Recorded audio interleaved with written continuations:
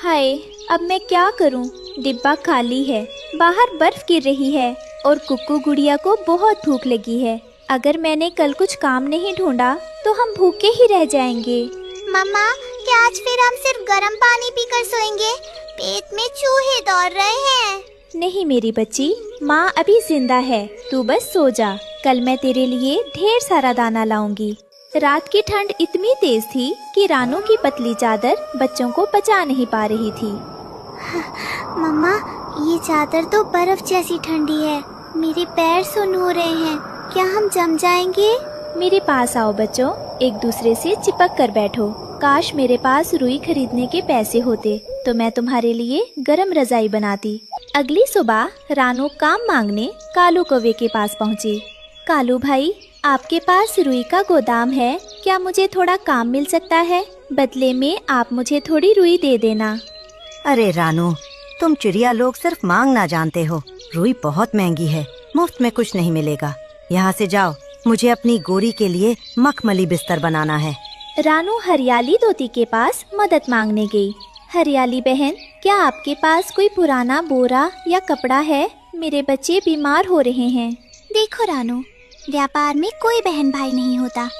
500 लगेंगे बोरे के। पैसे नहीं है तो रास्ता नापो, कीचड़ में सो जाओ, वहाँ मुफ्त में जगह मिलेगी। सब तरफ से दुत्कार पाकर रानू अपने सूखे खेत में जाकर रोने लगी। हे भगवान, तूने माँ बनाया तो ये दुख सहने की शक्ति भी दे। कोई मेरी मदद नहीं कर रहा, अब मैं अपने बच्चों को कैसे बचाऊं? तभी रानू का हाथ खेत की सूखी और लंबी घास पर पड़ा। अरे, ये सूखी घास तो धूप में कितनी गर्म लग रही है। अगर मैं इसे इकट्ठा करूं तो क्या ये रुई का काम नहीं कर सकती? हाँ, मुझे कोशिश करनी चाहिए। रानू ने दिन भर मेहनत करके घास का बड़ा ढेर बनाया।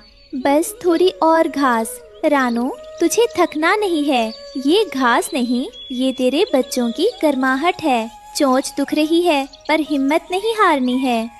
रानू घास घर ले आई पर एक नई समस्या सामने आ गई। मम्मा, ये तो सुई की तरह चुभ रही है। इसमें तो हम सो ही नहीं सकते। धैर्य रखो बेटा, माँ कुछ और सोचती है। ये घास बेकार नहीं जाएगी। रानू ने अपनी माँ का पुराना मलमल का दुपट्टा निकाला। अगर मैं इस घास को चोंच से बारीक कुतर दूं और इस कपड़े के अंदर भर दूं तो ये चुभेगी नहीं। हाँ, यही रास्ता है। रानू पूरी रात जाकर घास को बारीक काटती रही और कपड़े में भरती रही। बस थोड़ा सा और सीना बाकी है। ये देखो कितनी नरम और फूली हुई रजाई बनी है रुई से भी अच्छी। सुबह जब बच्चों ने रजाई ओढ़ी तो उनके चेहरे खिल गए। वाह मम्मा, ये तो बादलों जैसी नरम है। अब मुझे बिल्कुल ठंड नहीं लग रही। आप सबसे अच्छी मम्मा हो। अब हम ऐसी और रजाइयाँ बनाएंगे और पूरे जंगल को ठंड से बचाएंगे। रानू ने बाजार में घास की रजाई बेचना शुरू किया। रजाई ले लो, गरम रजाई, कड़कड़ाती ठंड से बचने का सस्ता और पक्का इंतजाम। घास और भूसे की नरम रजाई ले लो। अरे ओ रानू, ये क्या तमाशा लगा रखा है? बाजार की नाक तटवाएगी क्या? लोग यहाँ रेशम और रुई के कंबल खरीदने आते हैं और तू ये कचरा बेच रही है। सही कहा कालू जी। देखो तो, ये चिड़िया घास फूस बेचकर अब अमीर बनना चाहती है। रानू, तुझे क्या लगा था लोग इतने बेवकूफ हैं कि रुई छोड़कर तेरी ये चुभने वाली घास खरीदेंगे? इसे रजाई नहीं, चूहे का घर कहते हैं। बहन गोरी, ये कचरा नहीं है। मैंने अपनी रातों की नींद और अपनी चोंच की मेहनत से इसे बनाया है। ये सिर्फ घास नहीं है, इसमें एक माँ की ममता, मेहनत और ईमानदारी की गर्माहट है। एक बार इस्तेमाल करके तो देखो, रुई को भूल जाओगी। अरे चुप कर, बड़ी आई मेहनत वाली। मेहनत तो हम करते हैं जो दूर दराज के जंगलों से महंगी रुई मंगवाते हैं। तेरी इस घास की रजाई को तो मैं मुफ्त में भी ना लूं। ओ भाइयों, देखो, इस भिखारी चिड़िया का मजाक देखो। अब ये हमें घास में सुलाएगी। रानू, बेहतर होगा कि ये कूड़ा उठा और यहाँ से भाग जा। अपनी औकात मत भूल। तू एक मामूली चिड़िया है, कोई बड़ी व्यापारी नहीं। मजाक उड़ाना आसान है कालू भाई, पर किसी की मेहनत का मजाक उड़ाकर आप बड़े नहीं बन जाते। आज आप हंस रहे हैं, पर याद रखना, जब कड़ाके की बर्फ गिरेगी तब यही घास की गर्माहट लोगों की जान बचाएगी। मुझे अपनी मेहनत पर भरोसा है। सूरज ढल रहा था। रानू की आंखों में आंसू थे, पर वो डटी रही। तभी एक बूढ़ा कबूतर जो ठंड से बुरी तरह कांप रहा था, रानू के ठेले के पास आकर रुक गया। बेटी, क्या ये रजाइयाँ सच में गर्म हैं? मेरे पास इतने पैसे नहीं हैं कि मैं कालू की दुकान से रुई का कंबल खरीद सकूं। मेरी पत्नी घर पर बीमार है और इस बर्फीली हवा ने हमारा जीना मुश्किल कर दिया है। हाँ बाबा, ये बहुत गर्म है। आप बस एक बार इसे ओढ़कर देखिए। अगर आपको आराम ना मिले तो पैसे मत दीजिएगा। जैसे ही वो रजाई ओढ़ता है, उसके चेहरे पर सुकून आ जाता है और उसके शरीर की थरथराहट रुक जाती है। अरे, ये तो जादू है। बेटी, इतनी गर्माहट तो मैंने कभी रुई के कंबल में भी महसूस नहीं की। ये बहुत ही हल्की और बहुत ही प्यारी है। कालू कौवा दूर से चिल्लाते हुए कहता है, अरे बूढ़े बाबा, दिमाग खराब हो गया है क्या? घास के ढेर में पैसे बर्बाद कर रहे हो। कल खुजली होगी तो मेरे पास मत आना। चुप रहो कालू, तुम लोग सिर्फ चीज की चमक देखते हो, पर इस बेटी ने इसमें अपनी रूह डाली है। रानू बेटी, मुझे एक नहीं, ऐसी 3 रजाइयाँ दे दो। एक मेरे लिए, एक मेरी बीमार पत्नी के लिए और एक मेरे पड़ोसी के लिए जो खुले आसमान के नीचे सोता है। ये लीजिए बाबा, ये आपके लिए मेरा उपहार है। नहीं बेटी, ये तुम्हारी मेहनत की कमाई है। लोग आज तुम पर हंस रहे हैं, पर कल यही लोग तुम्हारी दुकान पर लाइन लगाएंगे। तुम्हारी ये घास की रजाई गरीबों का सहारा बनेगी। बूढ़े कबूतर की बातें सुनकर रानू को समझ आ गया था कि उसकी जीत की शुरुआत हो चुकी है। जल्द ही रानू की रजाइयाँ पूरे जंगल में मशहूर हो गईं। कालू और गोरी रानू के पास आए। रानू बहन, हमें माफ कर दो। हमने तुम्हारा मजाक उड़ाया, पर आज तुम्हारी इसी घास की रजाई की वजह से करीब पक्षी बच रहे हैं। क्या हम भी तुम्हारे साथ काम कर सकते हैं? जरूर तालू भाई, मेहनत करने वालों के लिए मेरे यहाँ हमेशा जगह है। रानू अब एक बड़ी रजाई फैक्ट्री की मालकिन बन गई थी। उसका घर अब पक्का और खुशहाल था। अरे बिटिया की कसम, नेकी ही असली मरहम। याद रखना बच्चों, जब इरादे नेक हो और मेहनत सच्ची हो तो सूखी घास भी मखमल बन जाती है। रानू की मेहनत ने पूरे जंगल को खुशहाल बना दिया था।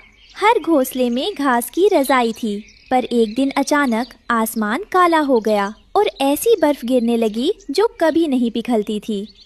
रानू बहन, अनर्थ हो गया। उत्तर की पहाड़ियों से बर्फीला राक्षस जाग गया है।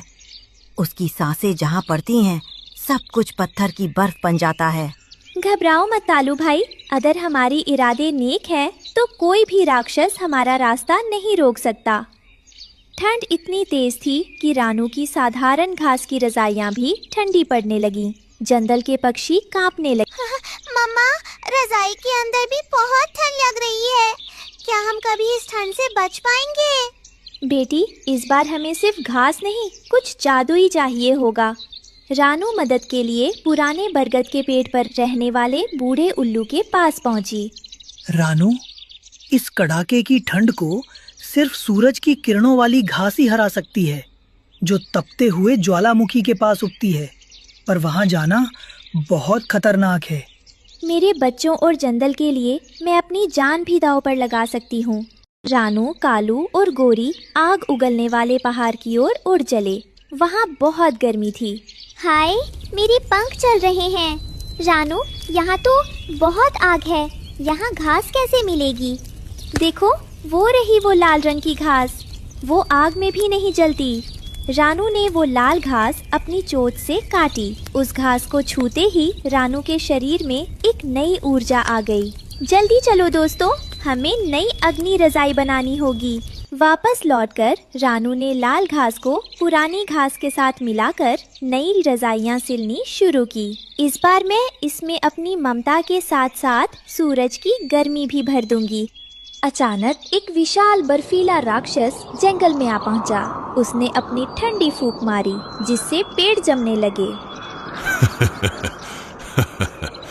आज ये पूरा जंगल मेरा फ्रीजर बन जाएगा। किसी की गर्मी मेरा सामना नहीं कर सकती। रानू ने हिम्मत की और अपनी नई अग्नि रजाई लेकर राक्षस के सामने उड़ गई।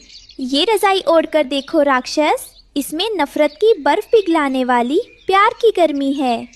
रानू राक्षस के ऊपर बड़ी सी जादुई रजाई डाल देती है। जैसे ही रजाई ने राक्षस को छुआ, उसकी बर्फ पिघलने लगी। वो चिल्लाने लगा और देखते ही देखते पानी बन गया। नहीं, ये कैसी गर्मी है? ये रुई नहीं, ये तो ममता की आग है। राक्षस गायब हो जाता है और उस जगह एक मीठे पानी की नदी बहने लगती है। राक्षस के जाते ही सूरज निकल आया। रानू ने साबित कर दिया कि नेकी की गर्मी दुनिया की सबसे बड़ी ठंड को भी हरा सकती है। अरे बिटिया की कसम, नेकी ही असली मरहम। याद रखना बच्चों, बुराई चाहे कितनी भी बड़ी क्यों ना हो, साहस और सही सोच के आगे वो हमेशा पिघल जाती है। ठंड बीत चुकी थी, पर अब जंगल में आग उगलती गर्मी का मौसम आ गया था। सूरज की तपिश से नदियाँ और तालाब सूख रहे थे और पक्षी पानी की एक एक बूंद के लिए तरस रहे थे। हाय, इतनी गर्मी! कुकू और गुड़िया का गला सूख रहा है। कालू भाई के पास मटके में पानी है, पर वो किसी को छूने भी नहीं देते। मम्मा, प्यास के मारे मेरा सिर चकरा रहा है। क्या हमें कहीं पानी नहीं मिलेगा? कालू के पास मिट्टी के कुछ मटके रखे थे जिनमें थोड़ा पानी बचा है। वो पहरा दे रहा था। कालू भाई, मेरी गुड़िया बेहोश हो रही है, बस 2 घूंट पानी दे दो। मैं कल तुम्हारे लिए दूर पहाड़ से ठंडा पानी ला दूंगी। अरे रानू, पानी अब सोने से भी महंगा है। मुफ्त में प्यास बुझाना छोड़ दो। जाओ, कहीं और जाकर गड्ढा खोदो। पक्षी प्यास से तड़प, हे भगवान, तूने सबको प्यासा क्यों रखा है? क्या इस जंगल में अब कोई नहीं बचेगा? रानू की चोंच अचानक एक चमकती हुई नीली मिट्टी से टकराती है। वो मिट्टी आम मिट्टी नहीं थी, वो ठंडी और रेशम जैसी मुलायम थी। रानू के दिमाग में एक आइडिया आया। अगर मैं इस मिट्टी से छोटे छोटे प्याले बनाऊं और उनमें ओस की बूंदें जमा करूं, तो शायद बच्चों की प्यास बुझ जाए। रानू रात भर जाकर अपनी चोंच और पैरों से उस नीली मिट्टी को आकार देती है। वो एक छोटा सा मटका बनाती है। रानू को बर्तन बनाना नहीं आता था, पर एक माँ की ममता ने उसे सबसे बड़ा कलाकार बना दिया। सुबह जैसे ही रानू उस खाली मटके को सूरज की पहली किरण के सामने रखती है, मटका खुद ब खुद ऊपर तक ठंडे और मीठे पानी से भर जाता है। ये क्या? ये मटका तो कभी खाली ही नहीं हो रहा।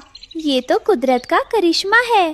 पूरे जंगल में खबर फैल गई कि रानू के पास एक ऐसा मटका है जो कभी खत्म नहीं होता। सभी पक्षी अपनी आखिरी उम्मीद लेकर रानू के दरवाजे पर जमा हो गए थे। रानू बहन, खुदा के लिए हमें थोड़ा सा पानी दे दो। सुबह से मेरी छोटी बच्ची ने एक बूंद भी नहीं पी है। उसका शरीर गर्मी से तप रहा है। अगर आज पानी नहीं मिला तो अनर्थ हो जाएगा। बिंदिया बहन, घबराओ मत। भगवान ने मेरी सुनी है तो वो सबको तृप्त करेगा। ये लो, सबसे पहले अपने बच्ची को पिलाओ। रानू, हम सब भी यहाँ हैं। मेरे बच्चों के पैर गर्मी से झुलस गए हैं और प्यास के मारे वो उड़ भी नहीं पा रहे। क्या सच में ये मटका कभी खत्म नहीं होता? हमें डर है कि हमारी पहुँच में तक पानी खत्म ना हो जाए। मम्मा, क्या मुझे सच में ठंडा पानी मिलेगा? मेरा गला बहुत सूख रहा है। हरियाली बहन, डरो मत। ये मटका मेरी मेहनत और माली की कृपा का फल है। इसमें प्यार भरा है और प्यार कभी कम नहीं होता। आइए भाइयों, कतार में आइए। ये पानी सबका है। आज जंगल का कोई भी परिंदा प्यासा नहीं रहेगा। रानू मटके से पानी निकालती है। मटका खाली होते ही पलक झपकते फिर से ऊपर तक भर जाता। पक्षी पानी पीकर चहचहाने लगते हैं। रानू बहन, तुम तो हमारे लिए फरिश्ता बनकर आई हो। धन्य है तुम्हारी ममता। रानू की छोटी सी झोपड़ी आज पूरे जंगल के लिए प्यास बुझाने का मंदिर बन गई थी। जहाँ कालू के मटके अहंकार से भरे और खाली थे, वही रानू का मटका नेकी की वजह से छलक रहा था। कालू का सारा पानी सूख गया और उसके मटके फूट गए। वो भी कांपते हुए रानू के पास आया। रानू, मैंने पानी छिपाया